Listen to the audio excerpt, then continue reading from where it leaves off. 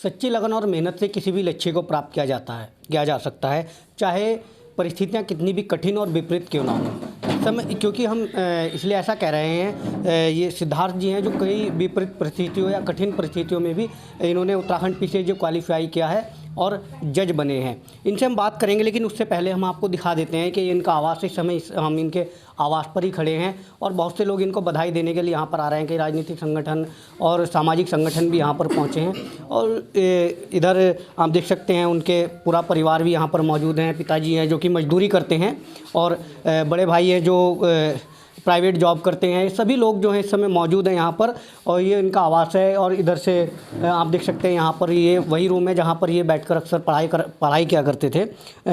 सिद्धार्थ जी, किस तरह का ये पूरा सफ़र रहा है आपका अब तक उत्तराखंड पीछे जो क्वालिफाई करने तक का? जी, पहले तो मैं बाबा साहब को धन्यवाद देना चाहता हूँ, क्योंकि उन्हीं के सिद्धांतों और जो उनके अधिकार है उन्हीं पे चलकर आज हम इस मुकाम तक पहुँचे हैं। मेरी प्रारंभिक शिक्षा गांव से ही सरकारी स्कूल से की मैंने। उसके बाद मैंने इंटर गांव पास के ही गुरुकुल नर्सन से की, वो भी सरकारी स्कूल ही था। उसके बाद क्लैट के थ्रू मेरा एडमिशन हुआ गुजरात में, गुजरात नेशनल लॉ यूनिवर्सिटी में। वहाँ से मैंने बीएससी एलएलबी की डिग्री प्राप्त की। उसके बाद एलएलएम भी वहीं से किया और उसके बाद नेट क्वालिफाई किया, जेआरएफ भी क्वालिफाई किया मैंने और उसके बाद जुडिशल सर्विस की तैयारी स्टार्ट की। कैसे मन में आया, क्योंकि नेट आप क्वालिफाई कर चुके थे, जेआरएफ आपने कैसे मन में आया कि वो मुझको पीसीएसजे क्वालिफाई करना है? जी, ये शुरू से ही इच्छा थी कि जज बनना है, क्योंकि काफ़ी देखते थे, जैसे टीवी में भी देखते थे, जज का बहुत रेस्पेक्ट होता है तो अच्छा लगता था, देख के भी अच्छा लगता था। जब गांव में आते थे, कभी गांव में तो आते ही नहीं, जज जब बाहर देखते थे तो उनका जो रेस्पेक्ट होता था वो देख के एक अच्छा लगता था बहुत। तो सोचा कि जज बनेंगे। फिर ये गाइडेंस चाचा जी ने दी हमारे, मैं CFSO है यूपी में, तो उन्होंने ही सब गाइड किया, बताया, क्लैट के बारे में बताया कि कैसे एग्ज़ाम होता है, क्या होता है। तो उन्होंने जो गाइड किया और आगे सहायता भी बहुत की, तो फिर आगे इसके बारे में सोचा और तैयारी की और फिर आगे जज बने। अगर घर की स्थिति की बात की जाए तो किस तरह की स्थिति आपके घर की है? जी, घर तो काफ़ी गरीब भी नहीं कह सकते, पर ठीक है, गरीब ही है। मजदूरी करते हैं पिताजी, और गरीबी पिताजी जो मजदूरी करते हैं उसमें तो इस बारे में सोचना संभव ही नहीं था, क्योंकि गांव में तो नॉलेज भी नहीं होती लोगों को कि क्लैट होता क्या है, पता भी नहीं था। तो हमारे चाचा जी ने काफ़ी सपोर्ट किया, क्लैट के बारे में बताया, फाइनेंशियली भी सपोर्ट किया। तो ऐसा फाइनेंशियली तो कोई दिक्कत नहीं हुई, पर हिंदी मीडियम थोड़ा दिक्कत रहा, क्योंकि 12th तक तो हिंदी में ही किया था, सरकारी स्कूल से किया था। तो वहाँ जब गए तो वहाँ अलग ही माहौल था, थोड़ा इंग्लिश था, बहुत ज़्यादा इंग्लिश था।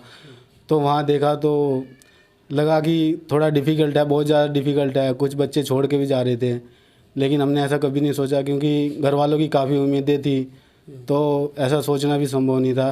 तो फिर मेहनत की और अच्छे से की, तो फिर मार्क्स भी अच्छे आए, शुरू में कम आए, फिर लेकिन अच्छे आते रहे और लास्ट तक प्रोग्रेस ही होती रही। तो सफ़र अच्छा ही रहा, खुश था। कौन सी रैंक आपकी रही है? जी, मेरी 15वीं रैंक रही है, 15th। अच्छा, कितने अटैम्प्ट आपने दिए? जी, मेरा ये सेकंड अटैम्प्ट था। फर्स्ट मैंने यूपी में दिया था, वहाँ मैं इंटरव्यू तक पहुँचा था और इसमें सेकंड टाइम क्वालिफाई किया। अच्छा, आपकी जो स्टडी हुई है वो सेल्फ स्टडी रही कि आपने कहीं से कोचिंग ली थी? जी, मेरी सेल्फ स्टडी रही। क्लैट में भी मैंने सेल्फ स्टडी की थी और जुडिशरी में भी सेल्फ स्टडी द्वारा ही क्वालिफाई किया। किस तरह की आप जो सेल्फ स्टडी करते थे, कितना समय आप अपना पूरा स्टडी में लगाते थे, कौन कौन सी बुक्स आप पढ़ते थे? जी, इस समय तो ये था कि जब भी टाइम मिलता था पढ़ते ही थे, तो ये 12 से 14 घंटे का टाइम लगता था और काफ़ी बुक पढ़ी, लोगों की सारी बुक पढ़ी। Constitution of India, Indian penal code, code of criminal procedure, CPC, transfer of property act, Hindu law, Muslim law, बहुत सारे एक्ट है, तो सभी पढ़े हैं। एक बार आप अपना, हमारे दर्शक भी जानना चाहेंगे, जो आपका स्टडी रूम है वो एक बार आप अपना स्टडी रूम दिखाइए। जी, वो देखते हैं। ये आप देख सकते हैं यहाँ पर जो है इनका स्टडी रूम है और यहाँ पर इनकी सारी बुक्स, यही बुक्स हैं जो जिनको आप पढ़ते थे। जी, और भी रखी है, वो रखी है अभी।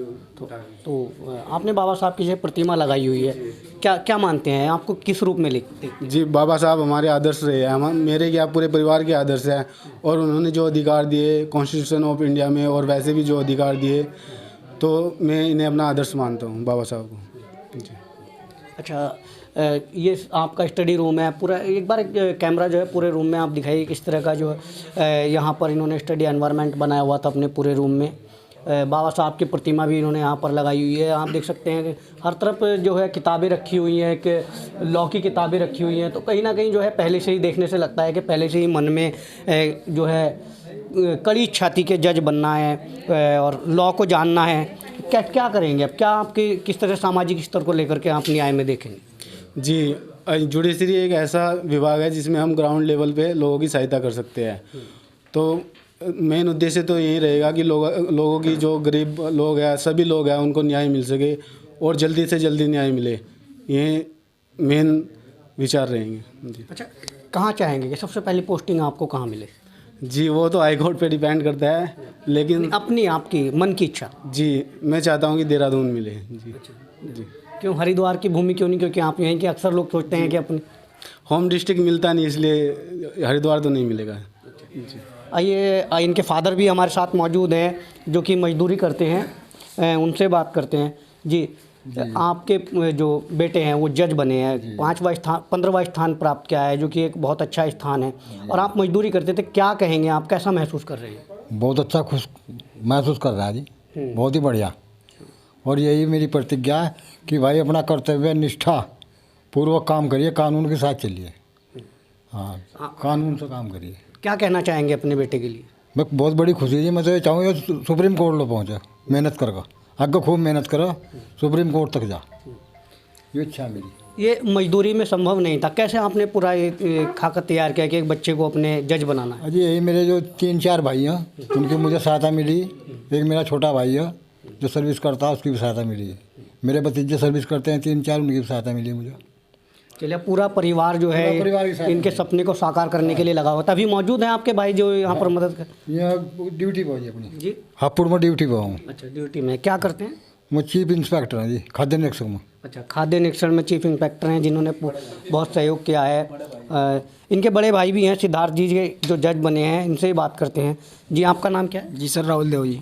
क्या कहेंगे, आपके भाई जो हैं जज बने हैं, किस मौके पर आप क्या कहेंगे? जी, बहुत अच्छा उन्होंने नाम रोशन किया, माता पिता का, हमारे गांव का, क्षेत्र का। बहुत अच्छी बात है जी। हम उन्हें बहुत ही उनके शुभकामना करते हैं, उनके जीवन की मंगल कामना जी। और ऊपर पहुँचो, हाई कोर्ट लो, अपनी और तरक्की करे जी। और सभी क्षेत्रवासियों को, अपने पूरे समाज के जो आदमी है, उन्हें न्याय मिले जी। अच्छा, हाँ जी। चलिए, खैर सभी लोग शुभकामनाएं दे रहे हैं। सभी जो हैं, चाची हैं? हाँ, इनकी चाची भी हमारे साथ मौजूद है, इनसे ही बात करते हैं। जी, आपका क्या नाम है? दीपा। क्या हाउस वाइफ हैं, कुछ जॉब करते हैं? नहीं, हाउस वाइफ हूँ फिलहाल। क्या कहेंगे? देखिए, आपका बच्चा जो है जज बना है, अपने घर का यानी पूरे शहर का नाम रोशन कर रहा है। क्या कहेंगे? बहुत कठिन परिस्थितियाँ रही हैं। हाँ, ये तो है कि हमारे बच्चे के सामने बहुत कठिन परिस्थिति आई हैं, लेकिन उसने उसके बावजूद भी इतनी मेहनत करके और ये मुकाम हासिल करा, हमारे परिवार का और हमारे पूरे गांव का नाम रोशन करा। हमें बहुत खुशी है इस मामले में।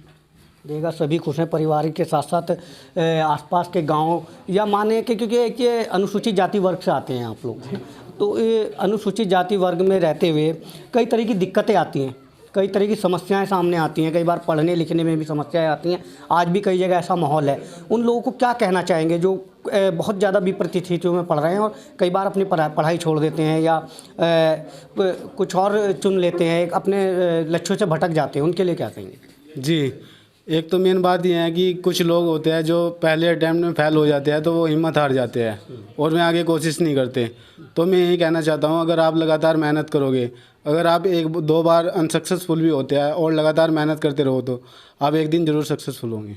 जी, चलिए, बहुत बहुत धन्यवाद और आपको बहुत बहुत शुभकामनाएं आपके भविष्य के लिए कि आप एक ऐसे पद पर बैठे हैं जो न्याय करते हैं। कभी आपसे अन्याय ना हो, हमेशा आप न्याय ही करते रहें। तो ये हमारे साथ थे सिद्धार्थ, ये सिद्धार्थ थे हमारे साथ, जिन्होंने अभी उत्तराखंड पीसीएस जो क्वालिफाई किया और 15वां स्थान प्राप्त किया है। इनसे हमने बहुत कुछ जाना है और सभी लोग इनके बधाई दे रहे हैं। राजनीतिक संगठन भी आ रहे हैं, आसपास के गांव के लोग भी आ रहे हैं, पूरे परिवार में खुशी का माहौल है। तो कहीं ना कहीं जो है, और उन्होंने कहा है कि जो भी किसी भी तरह की परिस्थितियाँ हो, यदि मन में सच्ची लगन और चाह हो तो लक्ष्य को जरूर प्राप्त किया जा सकता है। कैमरा पर्सन के साथ अमित नंद, समाचार टाइम टीवी, हरिद्वार।